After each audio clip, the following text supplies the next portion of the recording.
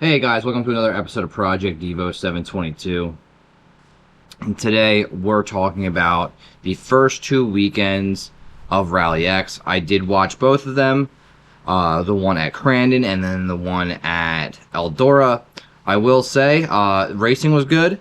The way that they had everything formatted was awesome. The only thing I'm gonna say is that there were the variety of vehicles that were there, which I understand it's their first year. I understand they're just trying to get their foot in the door, so I'm not going to fault them at it. Was a little lacking. I did, like I said, the competition was awesome. I think the track layout at Eldora was a little weak, but I think it's a little bit of a learning curve for setting up at a circle track and then having to like do certain things, especially one with an inside wall like Eldora has. I think if you went to another track where they had more of like an open infield, I think there would be more structure to make a track work, an infield track work.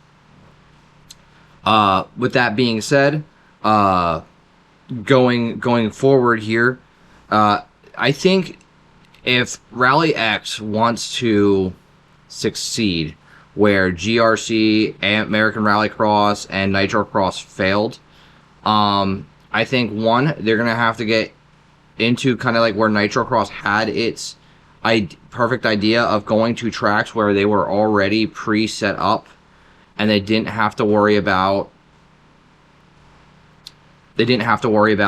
like cost, like Crandon, the Salt Lake City track that I'm not sure if Pastrana still has out there for Nitro Circus or Nitro Cross. That track, the like Dirtfish Rally School, the Firm in Florida, the Rally School in Texas, like those tracks or those places, you can pretty much set up a rallycross course any which way you want to, and still make it work. And that's one thing that I would love to pressure them to or push them to do is look at these venues and try to get into those venues. That way it's a little bit more cost effective for them for like ticket sales and stuff like that, where they're not taking a shit ton of infrastructure and having to set up a track, tear down a track, pay for damages, costs, whether the infield has grass on it or not. Like I know GRC did a couple times at Daytona where they did it on the infield at Daytona, which they were digging up the grass there, and it's not cost effective. When you're doing that type of bigger move.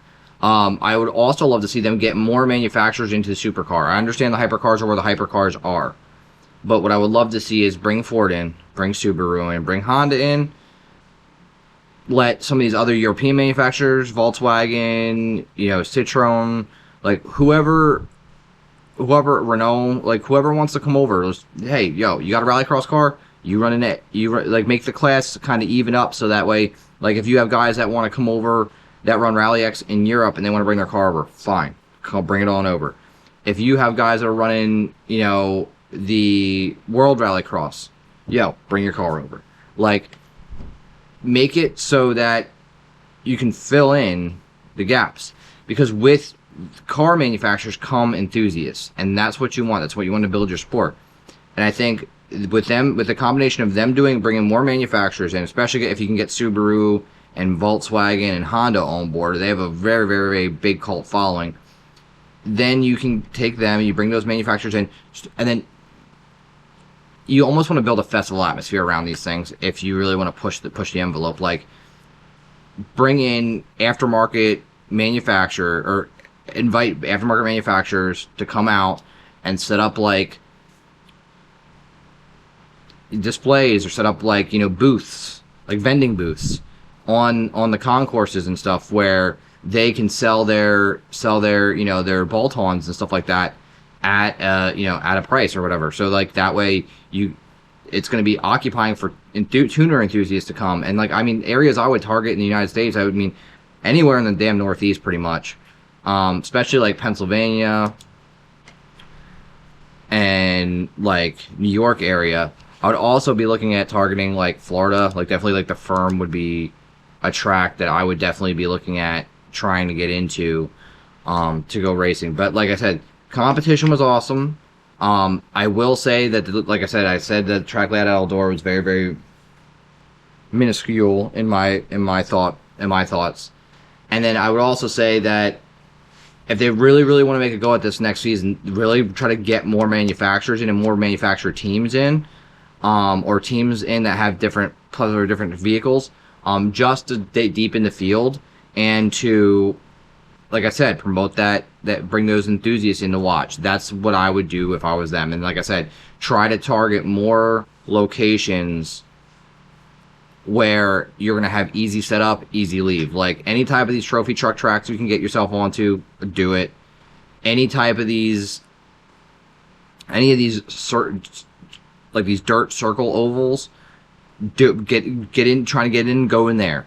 Because the dirt ovals, especially ones that don't have inside barrier walls in the United States, you can easily set up tracks through the infield. Now, if you are going to run at night, that may be an issue because most of these tracks like that don't have infield lighting. So you would have to run during the day. Seeing one of these events at night, though, would be pretty sick. I'm not gonna lie. I would definitely love to see one of these races run at night. But you guys let me know what you think. This is going to be a kind of a short episode. I am getting ready to go on vacation, so I'm shooting a lot over this weekend, and next weekend.